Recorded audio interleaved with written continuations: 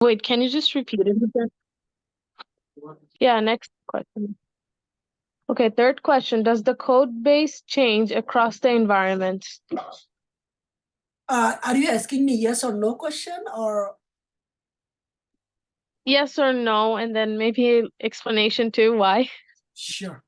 Yes, the code base is changed across the environment. So do you want me to tell you the journey, how that works? Yes. Sure. So to give you a rundown process, we follow the Agile Scrum. We have a 2 week sprint based on a specific user story. Depends where this user story is laying out. Is it like the front end changes or back end changes? For the front end changes, the developer actually write the code, and then from their computer, they will be pushing to their own branch. From their branch, it goes to the development branch. Our DevOps engineer maintain the 4 branches: dev, test, and the staging, and the production. Once it is in the development, the branch, from the developer branch, merge from the developer branch to development branch, then the development team actually start their own testing.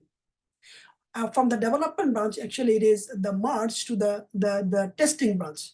And from the testing branch, after testing complete, then it merged to the staging branch. Once that part testing is done, and finally it is merged from, it is actually released to the production branch, and then finally it is done. So the answer is yes. Once a simple change happen, and based on the how many environment we have the 4 environment. Each of the environment has to be the same code. The development is developer, the testing is the QS, staging is the business, and our production is end user.